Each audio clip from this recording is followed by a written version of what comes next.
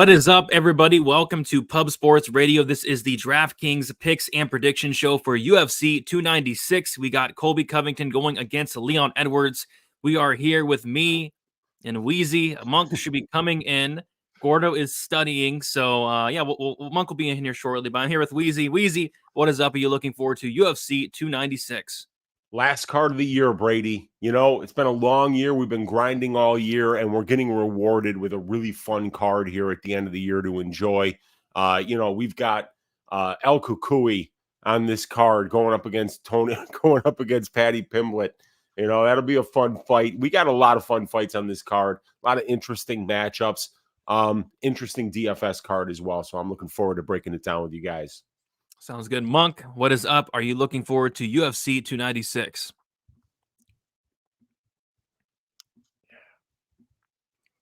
Nice. All right, guys, before we get into it, if you guys could please do us a favor, leave a like on the video, subscribe here to Pub Sports Radio. And yeah, last DFS show of the year. Really looking forward to the season finale here. It's been a really fun year. Me, Weezy, Gordo, Monk, love doing the show.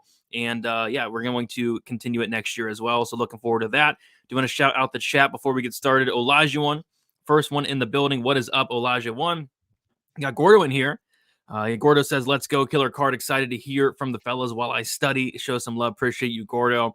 And Gordo says he might even hop on later in the show and give his lineup. So we'll see. Me and Gordo are close. I think we're like 60 points or something away.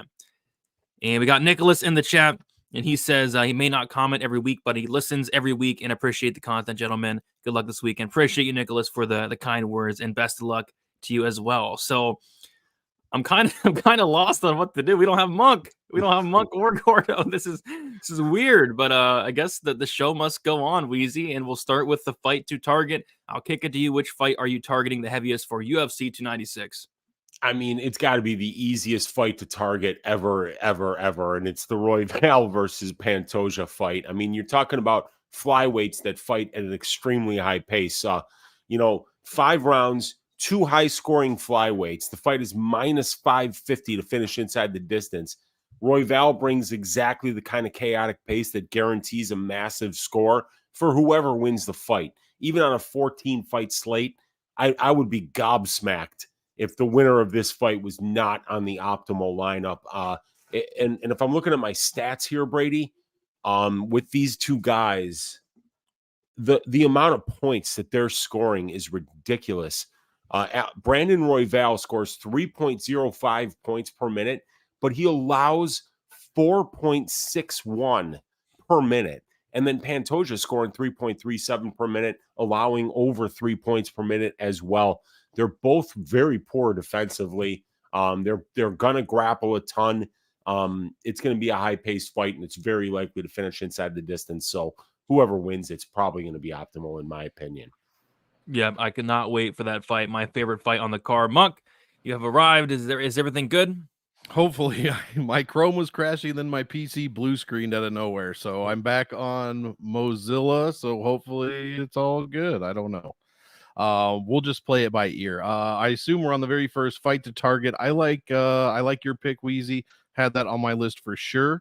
I'm gonna go with Cody Garbrandt and Brian Kelleher, 9K and 7,200. Basically, I think one of these guys is probably getting knocked out. Everybody knows about Cody Garbrandt's chin and how poor it tends to be. Overall, let's see, Kai Kara France. I mean, he got KO'd at 125, guys, at 10 pounds lighter than this. Rob Font, I guess, beat him by decision, but landed 176 strikes in that fight. And Pedro Munoz was his last loss before that. Kelleher, known, has the Boom nickname. Only a couple of KO TKOs, I believe, in, well, how many is it in the UFC? Where did that go? Just 2 of them, I guess, in the UFC, 3 submissions. But I mean, anybody's game to land on Cody Garbrandt's chin. So I really think Kelleher, if he wins at 7,200, it's going to pay off the salary big time. And if Garbrandt wins this one, it's probably because he finished Kelleher. So I like this fight as a whole, and I will be playing both sides on DraftKings. Kelleher also making optimal 2 out of his last 5 fights. I know he doesn't have the best competition. But actually his last 5 strength schedule is not too bad overall. I guess when you fight Umar, that tends to happen. So give me the Garbrandt Kelleher side. Yeah, and Mario Batista. Mario Batista's a beast as well. But yeah, I actually went with Weezy's fight to target Pantoja Royval, but we have 14 fights to choose from. I'll give a different one. I'm gonna go with Martin Budai, Shamil Gaziv, and the reason being, I kind of see this fight playing out one of two ways. Either Gaziv goes out there and gets a first round finish. I think he's dangerous early on. He has some pop on the feet, has a really good ground game, but I think he has just atrocious cardio. So if this fight reaches the second round, I then expect Martin Badai to start putting it on Gaziv and getting him out of there in that second or third. So I think it's a heavyweight fight that does finish inside the distance, whether it's Gaziv early, which at 7,800 makes it a very intriguing dog play. But Martin Badai, I feel like can kind of break this guy down the stretch. So yeah, 3 good fights to target there. Gordo, which fight are you targeting for UFC 296?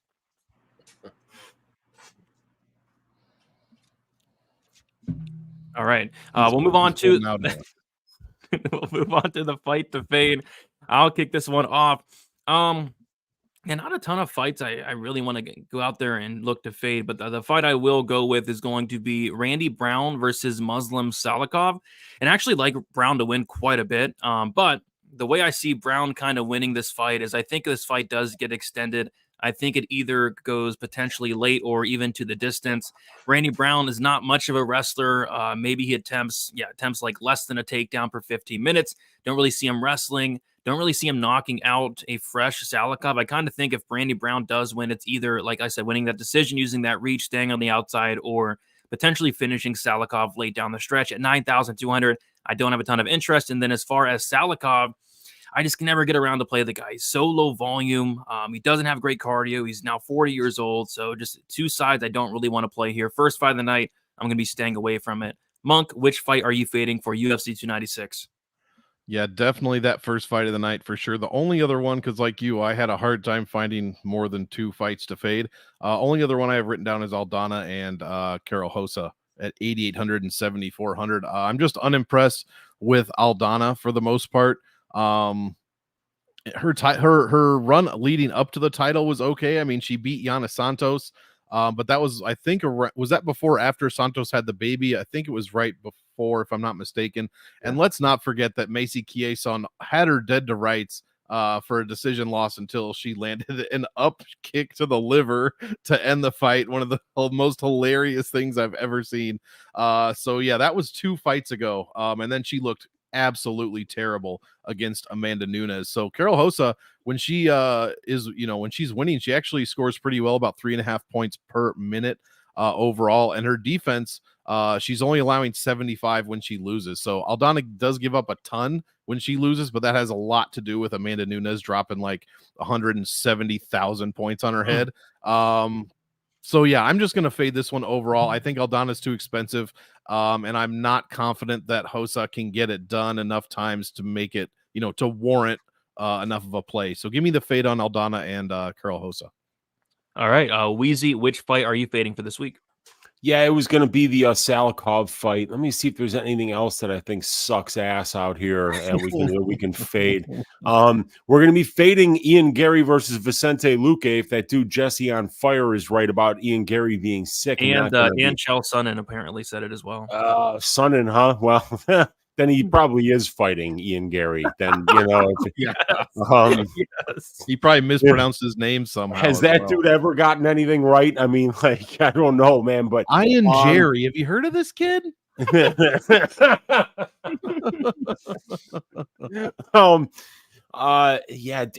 it's hard to, I mean, maybe the Jacoby Menafield fight, if Jacoby just kind of stays at range and boxes him up for 3 rounds, but really, it's Salikov versus Brown. Even though that's Salikov versus Brown, in my opinion, it's a fight that could finish inside the distance. When you look at what these guys are scoring, Randy Brown, 2.83 points per minute. Muslim, 2.33 points per minute. So neither one of these guys is active enough in a DraftKings sense to put up points in a decision victory. So now you're counting on a finish. And Brown's really expensive this week. Brown is 9,200. If he doesn't finish, he's not paying off his salary. And Salikov at 2.33 points per minute, even in a decision loss, he's getting you about 34 points. I mean, it's just not. it's not a good fight to target this week. Yep, I certainly agree with you on that one. We'll move on to our fighter to fade. Weezy, we'll stick with you. Which fighter are you fading for UFC 296? Fighter that I am fading. Yeah, it's Irene Aldana at 8,900 in this economy, you guys. We can't do it. I mean, Aldana does have 2 first-round finishes in the UFC where she scored over 110 points in each win, but outside of an early finish, which is very unlikely, Aldana is scoring just under 2.5 DraftKings points per minute. That translates to about 68 points in a decision win. Everyone in Irene's price range just has way higher finish upside, so you should only have Aldana in your lineup for leverage purposes this week. Yep, it's hard to not really pick Aldana for me. Aldana 8,800. I feel like this is going to be a card where we're going to get a lot of high scores, and I just don't see a world where Aldana goes out there and puts up a high score. I mean, she has some power, but Rosa's super, super tough. I don't see Aldana wrestling really at all. I'm not even convinced Aldana wins the fight as well. So just another reason I'm not even thinking about touching Aldana at 8,800. So right there with you. Monk, which fighter are you fading for this card? Yeah, we're just kind of ping-ponging with our fighter and fight to fade, but, that should tell you a lot about a couple of these fights to maybe, take the focus off of. So I gave you Aldana last time. I'll give you Brown this time, 9,200. This is a wildly high price tag to pay. He has yet to make the optimal lineup in any of his last 6 fights. Salikov only been finished by KO TKO, it looks like once in his past 5. Who would that have been against? Oh, Li Jinglang, obviously. For a lot of the same reasons Weezy said, I don't need to give you more stats. Randy Brown, not even 3 points a minute, 72 per win. Not something I'm interested in outside of a Jamal Emmers situation when everyone says don't play him because he doesn't ever do anything, and then boom, he lands that first minute knockout on the very first fight of the night. Outside of a Jamal Emmers situation, I think it's going to be very difficult for Brown to pay off that tag. So give me Randy Brown, fighter to fade. Yeah, that card was wild. Jamal Emmers got a first-round knockout. Jared Gordon got a first-round knockout. Just really baffled me, that card. I think that was 295, wasn't it? I believe so. I think it might have been. 295. Yeah, that was Jared Gordon. We had the draw between Slavaklaus and Sadikov. Diego Lopez finishing Sabatini in the first round. That was the other one. And of course, BSD got to see Benoit dominate somebody. Yeah. So, another fighter I'll kind of throw out. Weezy kind of alluded to it. Maybe Dustin Jacoby, 9,100. I definitely don't see him wrestling. And I guess it all comes down to whether or not he can finish Menafield early. Menafield, 18 fights, only been knocked out once. So I kind of lean Jacoby by decision. And if you get the decision at 9,100, I'm not sure he's paying that off. So that's kind of the other guy I don't really want to play a ton of this week. We'll move on to our favorite dog. We'll start with you, Monk. Who's your favorite dog for this week?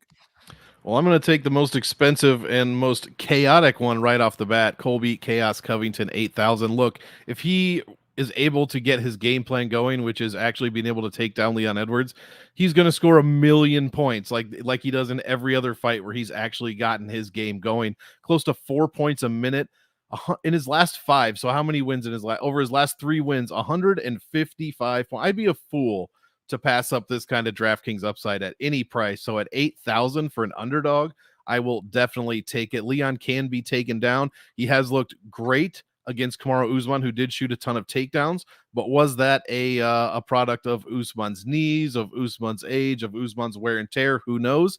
Everyone is also, for good reason, Colby Covington hasn't fought in almost 2 years. I personally don't care about that in this case. I guess I could be wrong about that when the time comes, but I think one of these guys is going to be able to get their game plan implemented. I don't think both gentlemen are going to have success in the fight as a whole, so I'm not going to be stacking the main event personally, but I do like the upside of Colby Covington overall. It's just when he's going, man, his floor is 130 points. So yeah, one of my favorite dogs.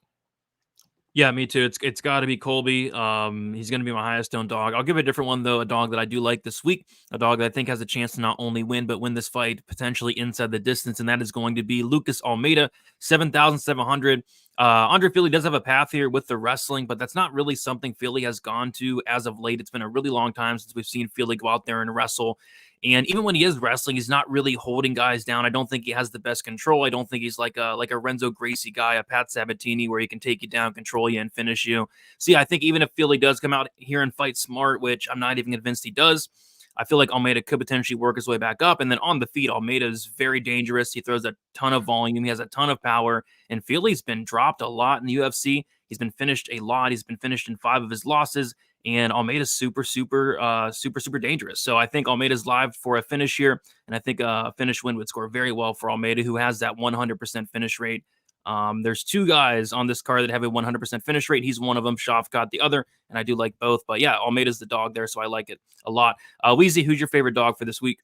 Yeah, it's Colby Covington. He's a grinder. It shows in his DK metrics. He scores 4.57 DraftKings points per minute on the aggregate. He's high volume wherever the fight goes, so he's exactly the kind of fighter you want to target. At 4.57 DraftKings points per minute over a 25-minute fight, and the fight is favored to go the full 25 minutes, that comes out to 114.25 points in a decision loss.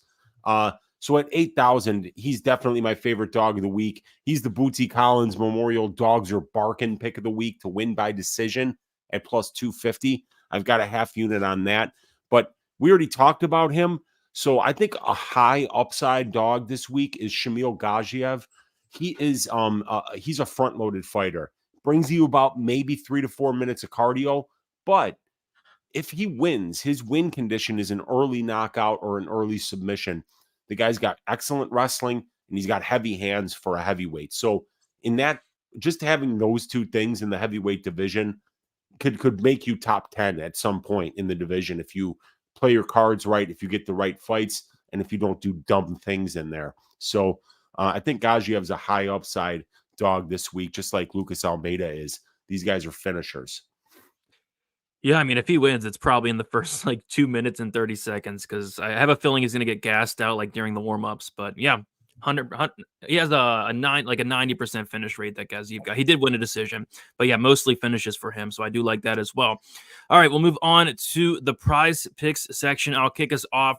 I'm going to go with the Bryce Mitchell less than 37.5 significant strikes, just because I feel like Josh Emmett's low volume in general, but I also feel like if Bryce Mitchell strikes with Josh Emmett, he's probably getting knocked out.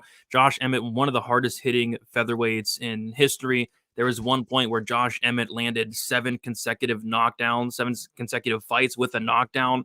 And I just feel like Bryce Mitchell is going to come out here and he's going to have to wrestle early and often. He's not going to strike with Emmett at all. And if he does, like I said, I think he's getting knocked out. So I think there's a lot of ways for this less to hit, whether that's Mitchell controlling Emmett for 14 minutes or Emmett knocking out Bryce Mitchell. I think both those could be in play there. So give me the Bryce Mitchell less on 37.5 significant strikes. Monk, what are you liking here from a prize picks perspective?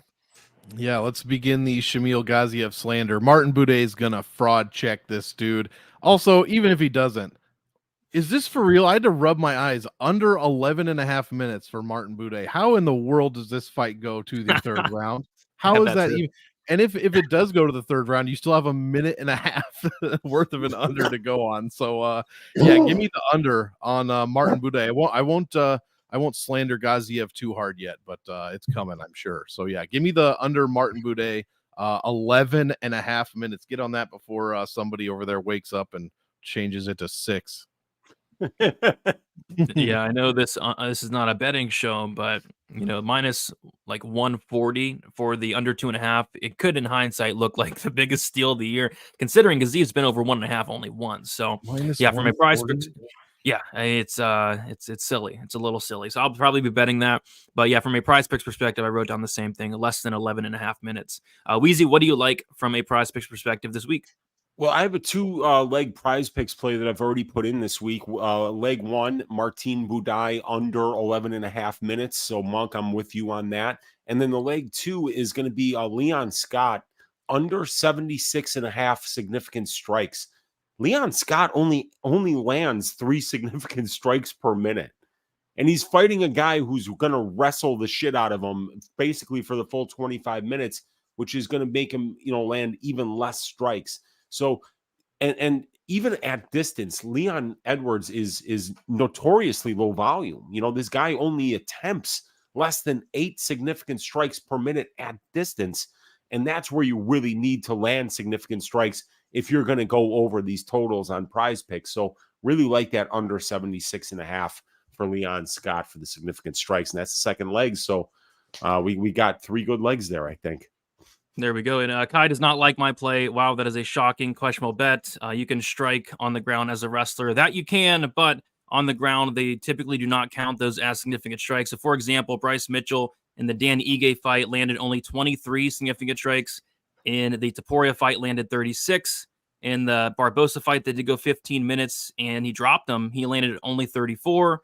Landed 40 against Charles Rosa. I mean, so Bryce Mitchell's not really landing anything. So if it was total strikes, yeah, I mean, it's a terrible bet. It's not even a bet, it's a Prize Fix play. But since it is significant strikes, you don't really get those on the mat. Sometimes you do, sometimes you don't. They're weird with it, but Bryce Mitchell's not really throwing a lot of significant strikes regardless.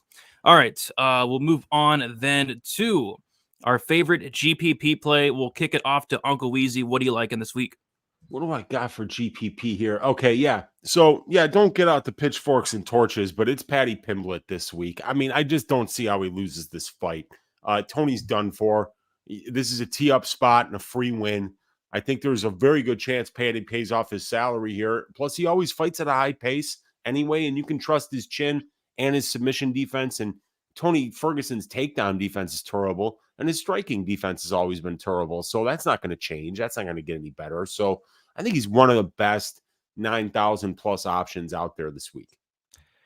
Man, I feel like we exchanged notes before the show because we have like everything the same. Oh. Yeah, I mean, I had Paddy Pimblett as well. I'll give a different one. I'm going to talk about Monk's girl here, and that's Casey O'Neill, 8,700. Just because I feel like if she is able to get a takedown here, I feel like she can score very, very well. We saw what Antonina Shevchenko was able to do against Lipsky on the mat. We saw what Montana De La Rosa was able to do to Lipsky on the mat. And really, it could potentially take one. I really like O'Neill's, grounded pound, vicious grounded pound. So, yeah, I like the fact that if O'Neill gets on top, I think she can finish the fight. On the feet, obviously, Lipsky's the much better striker, but O'Neill just dishes out a ton of volume. She's averaging 111.41 DraftKings points per fight, which is just ridiculous. I'm assuming Monk's going to talk about it fairly soon, but yeah, Casey O'Neill, 8,700. If she wins, she's going to put up one of the best scores on the slate, in my opinion, behind like Colby Covington. Monk, who are you liking as a GPP play this week? Yeah, I mean, she scores 5.5 points a minute, 125 per win. Oh my goodness. For a while, I think when she was at her 4th fight, she was she was the overall number 1 best DraftKings play last year. Any weight class, any gender, didn't matter. It was Casey O'Neill. Yeah, insane. So yeah, good looking out for her. I'm gonna give you Alexandre Pantoja. He already beat Brandon Royval once. Let's see, when he did beat him, he scored 99.13, had that second round sub. I'm really hoping for a 5-round decision here. If we get a performance like the Moreno fight, 143 points is what Pantoja scored in that one. Just a gigantic number. The biggest thing for me, if I can find it, there we go, is Brandon Royval allowing 5.13 points per minute inside the distance, guys. That is a gigantic number. In fact, the 3rd biggest number on the entire card, behind Irene Aldana and Dustin Jacoby overall. And then it's not even close. Everyone else is below 4 or below 5, I should say. Also, Royval, I believe 39% takedown defense, allows 5.64 takedowns per 15 minutes. I don't see what's going to be too different here. In fact, you really don't want to see that number when Pantoja just landed 6 takedowns on the former champ Moreno, 1 against Perez, 3 against Royval before, and that was just through, what did I say, 6 minutes, less than 7 minutes, he landed 3 takedowns on the dude. So I think whether it's going to be 2nd, 3rd round finish or a decision, I think Pantoja's ceiling is extremely high. I love Brandon Royval. I'm not trying to hate on the kid. And he is, I don't even think he's a kid. He's 31 years old. And you think, we've got a kid on one side and the old vet on the other side. These guys are 2 years apart in age. So, yeah, give me Pantoja, hopefully big by decision. You're muted. Yeah, you finished us off. Gosh. With a mute. I was listening to the Chow Sonnen like posted a video, and he said that Ian Garry's like in the hospital with his kid sick. His So kid we'll is see. sick or he's sick. Both. So we'll see if he's lying or not, but we'll see. Well, I hope not. Either way, I want to see the fight, and I don't want him. I do too. Wouldn't want him to be sick. You don't want anybody to be sick, but Well, he doesn't have to weigh in until Friday, so he'll be fine. yeah, today's Wednesday. We're good. Yeah, he'll be all right. Let's see that young man's immune system on display. Come on, let's see it. Let's do it. All right, so now that I'm not muted anymore, we will talk about our favorite cash play. I'll kick this one off. He's very expensive, but I think rightfully so. Shavkat, Rakhmonov, 9,700. He is around minus 650, minus 700 on the money line. I just feel like he has a clear path to victory here. I mean, we saw what Gilbert Burns was able to do, Bilal Muhammad especially. I mean, Bilal Muhammad was able to take down Wonderboy Thompson and almost finish him in pretty much every single round. I thought the ref was close to stopping the fight a couple times, and I watched that fight. I just thought to myself, I mean, if Bilal Muhammad's almost TKOing you, I mean, what the heck is Shavkat going to do if he gets on top? But yeah, he has to get takedowns here, and I think he does. He went 0 for 4 against Jeff Neal, but Jeff Neal's takedown defense is really good. I don't think Wonderboy Thompson's takedown defense is that great. We saw Burns take him down, Muhammad take him down, even Kevin Holland take him down a few times. So I feel like it could be, Shavkat taking him down, grinding on him, and I think he finishes him in the second or third round there, puts up a really big score, and I feel like he's safe. I feel like he's safe as well. He's tough to get in there, but I was able to fit him in there, and I think he puts up a massive score at 9,700. Weezy, who's your favorite cash play for this week? The cash play, I've got Pantoja. Brandon Royval has no defense, no takedown defense, no striking defense. His only concern is offense, and as a result, he leaves gigantic openings for his opponents. Pantoja is going to exploit those mistakes, get to Brandon's back, and either bank rounds or finish the fight. And I don't really care which. Pantoja's Uncle Weezy's ass shaving of the week. I expect him to go out there, take care of business on Saturday. Almost choked on some ice. Yeah, I like him as well. Monk, who are you liking for cash this week? Yeah, that's when you got to just wait for it to dissolve before you hope you die, you don't die. Like, let me just come on. No, I love when I align with Weezy. I believe what we were on the Colby Covington, Bootsy Collins Memorial Dogs Are Barking pick, and now we're agreeing on the Pantoja cash play. Love that as well. Obviously, Shavkat is at the top of my list, so I'll just I'll switch it up. We'll just round robin this. It's Paddy Pimblett. As much as I hate to admit it, I didn't put him on my list, but it absolutely is. I mean, guys, we're all rooting for Tony Ferguson. Well, probably 95% of us. I mean, it's just what we want to see. That's different than what's probably going to happen. It's probably going to be Paddy Pimblett 95% of the time, no matter how much I hate it. And that's exactly what we want for cash. High win rate.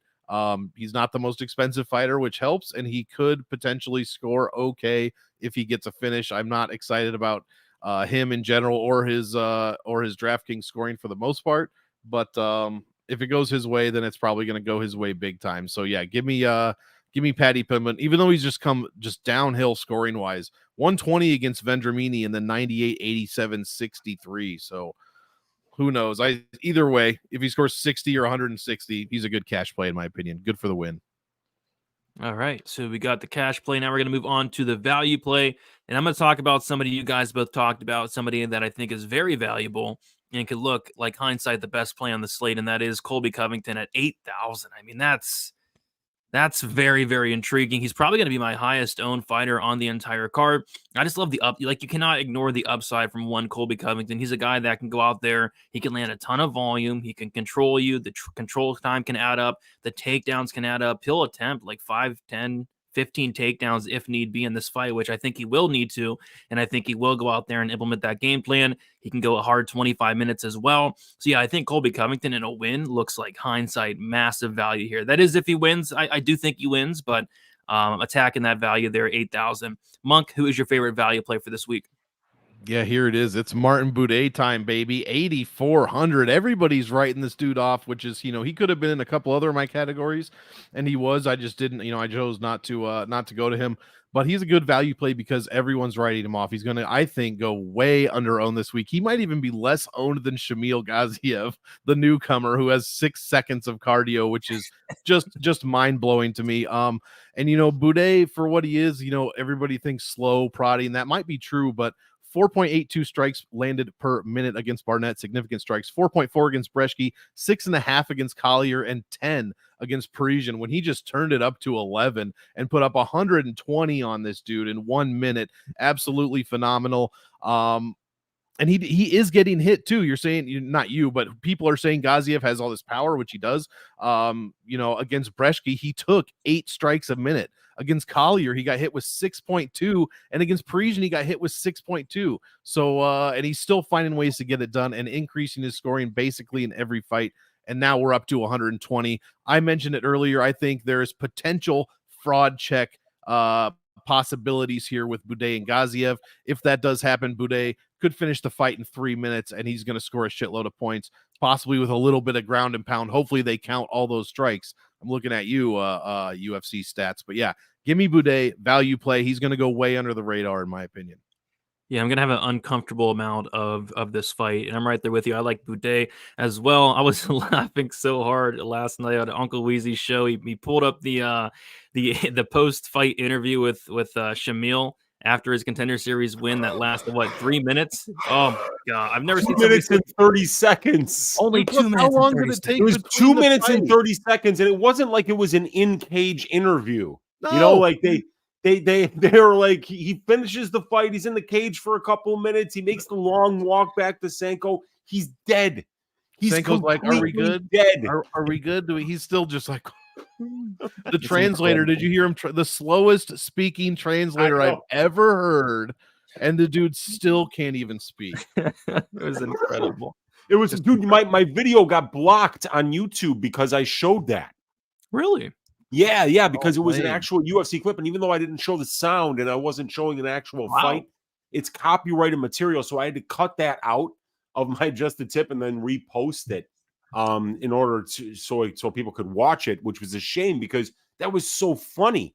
It was. I mean, like, that dude was absolutely dead, and that's why Boudet was my value pick as well. I liked him at minus 180. Now he's minus 135, and I'm like, I might have to bet this dude. I don't love him. And you're going to have your butthole clenched for the first 4 minutes of that fight because Gaziev can really wrestle. Gaziev's got serious power in both hands. So you're going to be holding your breath early. But that dude's conditioning is hilarious. It's hilarious. And I don't know if it makes me a prick. Probably. But I've got this schadenfreude about watching fighters gas out horribly in the cage, and it makes me laugh, and I don't know why, because I remember when I went back to judo when I was in my early 40s, and I'd be like, I had to run off the mat a couple times and go into the bathroom and puke in the sink because I was so tired. And I remember going in, I puked in the sink one time, and this old black belt sitting in the bathroom, and he's like, hey, and I'm like, what? He goes, you got to put on shoes if you're going to come into the bathroom. Like, this is while I'm puking. He's telling me this. I'm like, I'll go put on shoes when I'm fucking done puking, man. I'm dying out here. You know, so I know what it's like to be completely gassed. And it's a horrifying thing to happen to you because it's actually kind of scary. Your body won't do what you're telling it to do. And all you want to do is just breathe. And you can't breathe when you're in a fight, you know. You got a guy trying to kill you. So when I see people gas out, it's just something that I laugh my ass off. Like Fialho fights, Gaziev. Oh God, who's some of the worst ones? Who am I forgetting? There's a bunch. Na Liang. You go and you watch Na Liang tape. It's fucking hilarious. She's dying 2.5 minutes into the first round. Dude, that guy that got knocked out in the first round by some bum on Dana White's Contender Series, Neves. Cormier was laughing at him 2 minutes into the fight. He's like, this guy's gassed, you know? So, yeah, I think Boudai's good value because if he survives the first 4 minutes, and that's a big if, he's going to finish this dude. Yep, I like it. Okay. So we'll move on to the dart throw now. And a couple dart throws maybe sticking out. We'll start with you, Monk. What is your dart throw for this week? Yeah, we'll go the second George Clinton reference in 3 weeks, the atomic dog, Alonzo Menafield. If he lands on Dustin Jacoby, I mean, that's all it's really going to take. When the guy wins, he's scoring 128, 103, and 122. That's just his last 3. or his last 3 wins. Obviously, it's against, you know, the one true fraud god himself, Oscar Mozarov, Misha Serkinov, and then Jimmy Crute. So not the best competition, but hey, this is dart throw, and I didn't want to give you Tony Ferguson. That's a super obvious dart throw. His middle name is probably dart throw at this point. So yeah, give me Alonzo Menafield. If he can get something going against Jacoby, you know, just a short window and maybe land something, I think he's got a puncher's chance. So a dart throw's chance, I should say. So yeah, give me Alonzo Menafield here. Yeah, I actually wrote him down as well, but I'll give a different one. I'm going to go with a guy that I don't think is like a big dart throw. I don't think he's going to have like no ownership or nothing like that, but I think he's going to be semi-low owned, and that's going to be Brian Kelleher, 7,200. And yeah, I think skill for skill, it's no doubt in my mind who the more skilled fighter is, even at this point of his career, and that's Cody Garbrandt. But the big but with Cody Garbrandt is he just can't take a punch. He doesn't have great durability. He's kind of changing his fighting style a little bit as of late. It looks to be more tentative in there, not doing a ton, only landed like 20-some strikes against Trevin Jones. And the difference between Trevin Jones and Kelleher is I kind of feel like Kelleher is going to force Cody Garbrandt to fight in this fight, which I think is going to lead to maybe Kelleher knocking him out. Kelleher dropping him. I can see maybe a club and sub. Kelleher's not a knockout guy. He does have a couple knockdowns. But yeah, I just don't trust the durability of Cody Garbrandt. And at 7,200 against a guy that's very, very chinny, I don't think it's the worst dart throw in the world. So give me Kelleher, 7,200. But I did write down Alonzo Menafield, Monk. Weezy, who is your dart throw for this week? Dart throw is Stephen Wonderboy Thompson this week. All fights start on the feet. Steven has a striking style where you kind of have to pay a price in order to close distance. So Shavkat's going to have to find creative ways to use his pressure to clinch up without getting caught on the way in. Shavkat is not Jordan Burroughs, you guys. His open mat wrestling is kind of like an unknown commodity here. He gets his takedowns from body lock trips. If you can't get to Shavkat at 9,700, consider rostering Stephen Wonderboy Thompson as a high upside, low-owned punt that can allow you to find 5 fighters you think are going to win to stack some points. And then if Thompson catches them, and like I say, all fights start on the feet, and this guy's striking is elite. It's flat out elite. So you're in great shape to take down a tournament. If this guy beats Shavkat and then you've got all that salary left over to get 5 other winners in there, you're looking really good. But, you know, like I said, it's Shavkat. It's a dart throw. You know, it is what it is. It is what it is. But if he wins, I mean, he's going to be like have no ownership at all. And then on top of that, Shavkat probably has a ton of owners. Like that would be huge. So Gordo makes a good point here. My favorite thing ever. I'm not fading him, dude. I'm definitely not fading that, dude. No, man, but it's a dart throw, you know. My favorite thing ever, and I'll always love Alex, and I don't know how to pronounce his last name, but it starts with a B. He's Alex Behunin. Yeah, you know what I'm talking about. He does the humanizing fighters, and I love, what's your favorite animal for Shavkat? Horse. What's your favorite food? And it was some Kazakh dish that's made with horse meat. So this dude's out here eating his favorite animal. That's probably my favorite MMA thing that I've ever heard. It is freaking wild, but all right. So we're gonna do now is if you guys have any questions in the chat, I did see a couple questions. I'll get to those in a little bit. If you guys want to put in some more questions, we'll get to those shortly. We got to do a recap of last week, and then we'll talk about the current standings. We have one card left, so this is going to be a really big card here.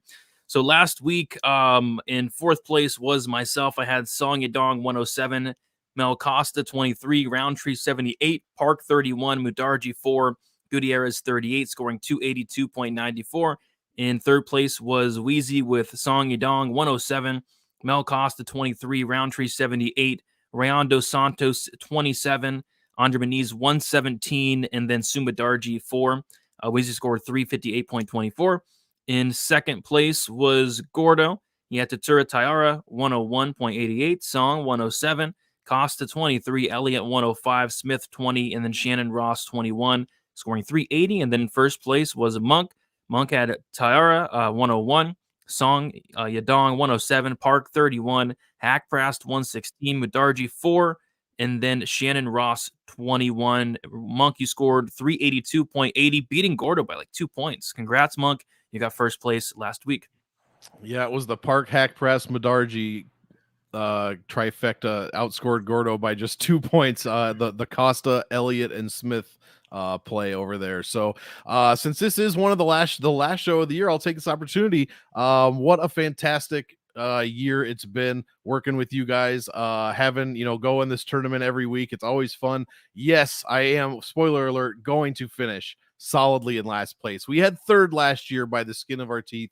So next year, if that's a thing, we're going to go strictly for the top, baby. See you at the top. Who says that? Is that Chandler? I'm gonna transform. I'm gonna grow my hair out. I'm gonna shave the beard. I'll just put this up here and lose like 100 pounds, get a 6-pack, and I'll become Michael Chandler. We'll see you at the top. Let's go. Excited to work with Michael Chandler next year. It's gonna be fun. There we go. I mean, yeah, you're in fourth right now. I mean, if Weezy like F's up this week, yeah, I'm gonna it's gonna have to be total GPP for me, and just try to get. Basically, I'm gonna wait to hear Weezy's lineup and then just go mad scientist on it. There you go. Very good. All right, so Monk, and we are 42 cards in. 42 cards in. Heck yeah. So Monk, you have 16,563. Weezy in third, you got 16,792. In second is Gordo with 17,367. And then even though I effed up last week, I'm still in first with 17,434.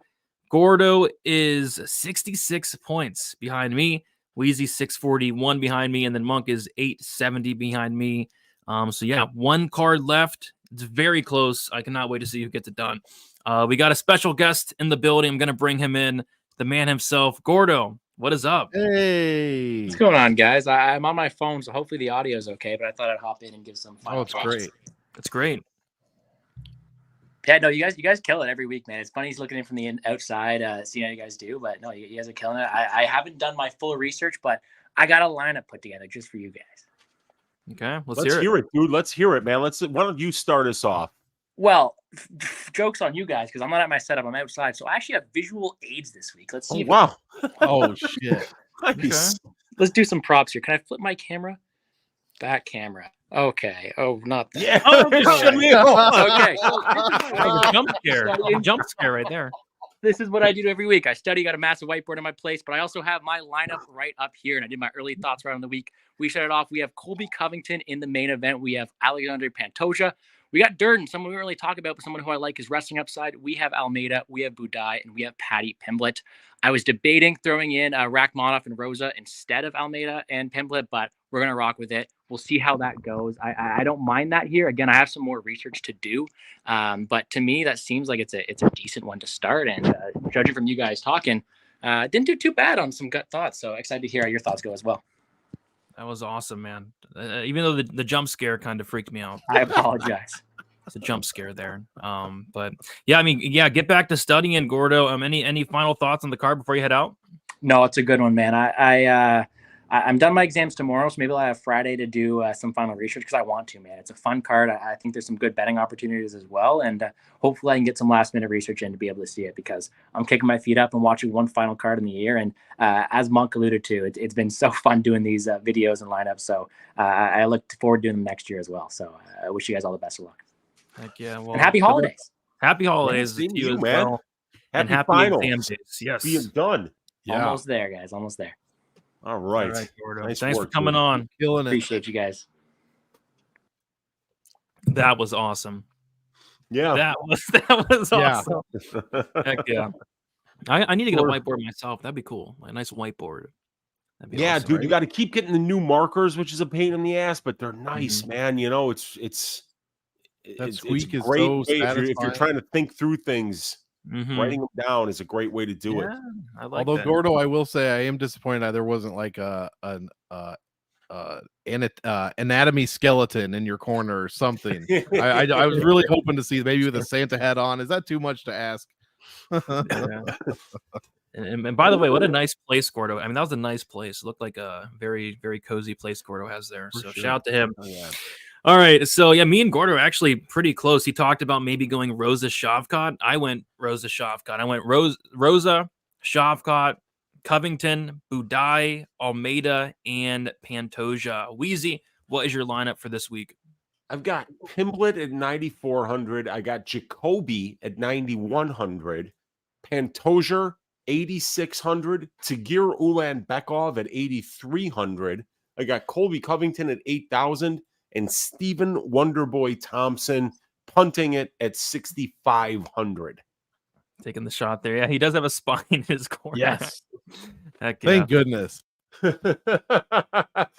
Yeah, Knew he it. needs that. He needs the spine doing what he's doing. Yes, he needs it for sure. Monk, what is your lineup for this week? You getting crazy or what? I don't know. It's preliminary, but I think I only heard 2 common fighters with Weezy, so we'll have to see. I'm going, of course, with the man that trained an animal to kill another animal and then he wore on his head. Shavkat Rakhmonov eats his favorite animal. Let's go. Casey O'Neill. We're going Pantoja. I don't know if I can get away from that one. We're also going Covington for obvious reasons. Lucas Almeida and Josh Emmett to put Cody Garbrandt down, hopefully. So yeah, we'll probably we'll tweak it. But I mean, how am I going to get away from Rakhmonov, Pantoja, Covington? I mean, yeesh. Yeah, that's hard to get away from, man. No. Pantoja and Covington were the spine of my lineup too. Like the spine in Gordo's room. Heck yeah. Yeah, I forgot to put O'Neal in my lineup. I have Budai instead. I'm like 100 salary away from O'Neal. Would have liked to go up and get O'Neal instead of Budai, but hopefully Budai is able to weather that early storm for me. All right. What we're going to do now is go over some questions. If you guys have any questions in the chat, be sure to drop them. We will answer them. We'll give her quick picks and then we'll head out of here. Let's see what we got in the chat. Okay.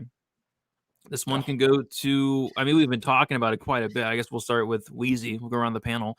What's up, guys? What do you think of Shamil Ghaziev's chances? Yeah, I think Shamil's round 1 bet for Shamil is a good bet. I mean, I think you're going to get better than plus 400 too. So Shamil Gaziev round 1 knockout, round 1 submission, or just round 1, I think is a great way to play it. I think Shamil's a damn good fighter. You know, I also think that Budai is well-rounded and not bad anywhere. And the conditioning, I think, plays a major part in this fight because Budai does have a good chin. He's absorbed a lot of strikes at the UFC level. So I think Budai wins the fight, but Gaziev is definitely live to land takedowns, to land a big shot, to win moments, and win the early minutes of the fight as well.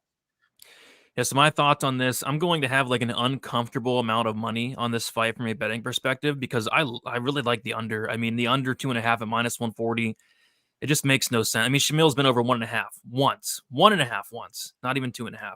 And then I also am probably going to sprinkle Gaziev round 1, which I'm not sure what I think right now it's plus 450, but I think on more books it's going to be better than that. And then I'm also going to sprinkle Budai 2 and 3, which right now they're actually solid prices. I thought they're going to be a lot worse. So I'm going to be kind of all over the place. Gaziev early, Budai late. As long as one of those happens, it's going to be a pretty solid fight for me. Monk, any thoughts on Shamil? You kind of alluded to him maybe being a potential fraud.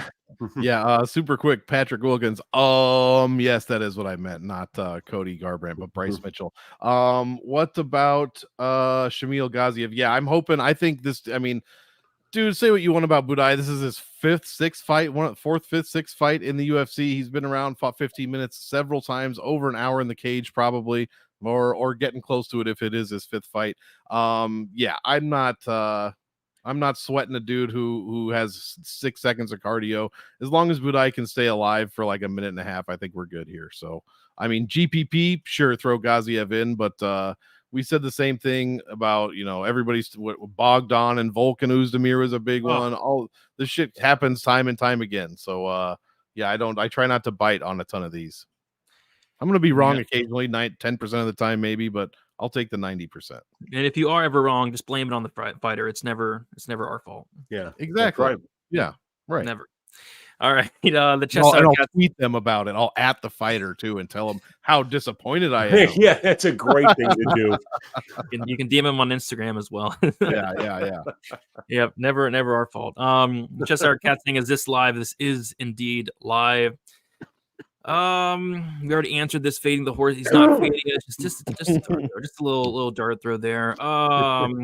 Let's see. And I think that is about it. All right. Yeah, I think we got everything. All right, guys. Gonna do our quick picks, and then we will head out of here. Weezy, we'll start with you. What are your quick picks for UFC 296? Let's see here. I know I landed those. Yeah, okay. So Colby Covington by decision. Alexandre Pantoja by first round submission. Shavkat Rakhmonov, second round KO. Paddy Pimblett, second round submission. Ian Machado Garry by decision. Bryce Mitchell by decision. Irene Aldana by decision. Brian Kelleher by decision. Ariane Lipsky by decision. Dustin Jacoby, second round knockout. Ulan Bekov by decision. Feely by decision. Budai by third round knockout. And Randy Brown by decision. All right, Monk, what do you got for the quick picks this week? Yeah, I also like Covington by decision. We're gonna go Pantoja round. Actually, I'm hoping for a decision here. Pantoja decision. Rakhmonov, we're gonna go like round one submission. Paddy Pimblett, unfortunately, we're gonna go round 2 KO. We're gonna go Garry by decision. We're gonna go Mitchell by decision. We're gonna go Karol Hosa decision. Brian Kelleher, we're going to say round 2 KO. Let's get it done, Brian Kelleher. Casey O'Neill decision. Dustin Jacoby, probably by second round KO. Durden by decision. Almeida decision. Budai, if I could speak. Budai, round 1 KO TKO. And then Randy Brown decision. All right, we got Nick in the chat. What is up, Boston Nick? Hopefully you're doing well. Nick? For me, I'm going to go Covington decision, Pantoja sub 1, Rakhmonov KO 2, Pimblett sub 2, Garry KO 3 if the fight happens. We'll see.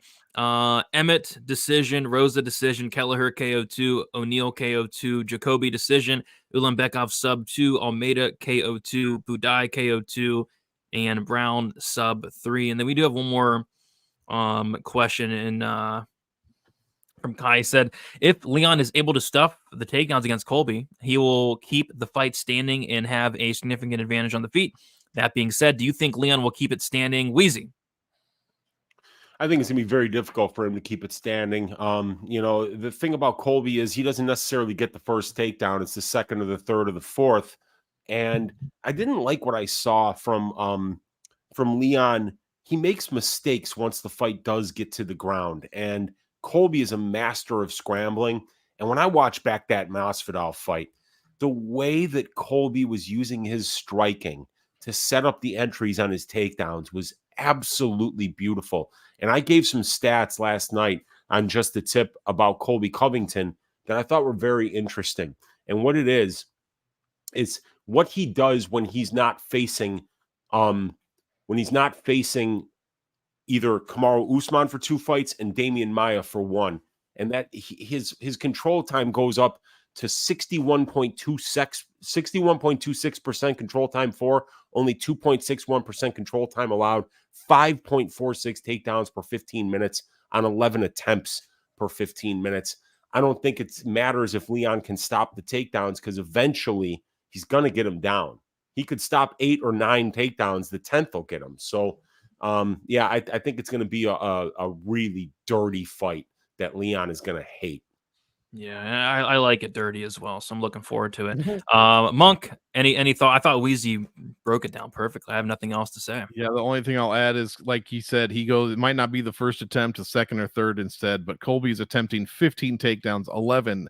Let's see, 8, 0, 18, 18, 15, 17, 10, 12, multiple fights with double-digit takedown attempts. So yeah, it's going to be very difficult. I think more difficult than Leon had against Kamaru Usman, to be quite honest. So if Colby doesn't have quote unquote ring rust, it's going to be real tough. Yeah, and it seemed like Usman didn't really want to wrestle much in their very last fight, which was interesting. But yeah, do want to shout out the PSR UFC contest as well. Nick brought up the link there. Check it out or go to pubsportsradio.com. Free to enter, 100% free, $100 first place prize each and every time. And it is a big card. It is the last card of the year. Maybe they'll double it this. Sometimes they double it on these big cards. So we'll see. But $100 to first. Can't go wrong with that for a free entry. All right. So one more question. Man, we have time. Thoughts on Garbrandt seeing red at one point and getting caught in a guillotine? No way, right? I mean, it could happen, man. We've seen it happen so many times. Brian Kelleher's not like a murderous power puncher, but does he really need to be? I mean, we saw last week with Shannon Ross, or that Park guy. He wasn't a murderous power puncher, but he hurt the crap out of him multiple times. So I could potentially see it. Monk, any thoughts on that? I mean, when I think of murderous power puncher, I don't think of Kai Kara France at 125 pounds, but that also is a thing that happens. So, yeah, I don't know. It's tough, man. Yes. The short answer, yes, there is definitely a possibility. It could happen. It could happen. Weezy, any final thoughts on that? Yeah, I mean, I think I've heard Cody Garbrandt has been wrestling a lot, and that would make a lot of sense. He's got a wrestling background. He should wrestle because that will keep him safe from eating shots on the feet, which he can't be doing. So if he wrestles a lot, high chance he gets caught in one of Kelleher's guillotines. So yeah, it could absolutely happen. Yeah, Kelleher has a really, really nice guillotine. There's two guys on this card that have a really nice guillotine. Yeah. Brian Kelleher and Tagir Ulanbekov, just a really good guillotine. Oh, and Shavkat. Oh, Shavkat's guillotine is yeah. The three guys. With three guys. Magny. Three guys. I know it's not a guillotine, but that picture of him with Magny and that sub, and Magny's just like done. Oh, it's the best. Yeah. Oh my goodness, just guillotines all over the place. Just all over the place. I like it. All right. Randy Brown's guillotine's decent as well. He has a couple, I think. But all right. So what we're gonna do now is we're going to kick it around here to Weezy. Weezy, are you going live tonight? You do anything special for? Actually, we are doing something special. We have a big show with Lou tomorrow at yes, what, we 2 do. or 3? Heck yeah. Yeah. Props to consider. Maybe bet 2:00 Central Time, 3:00 Eastern tomorrow afternoon on the MMA Engine YouTube channel. Check that out, and I'll be going live 1 hour from now for Ask Weezy.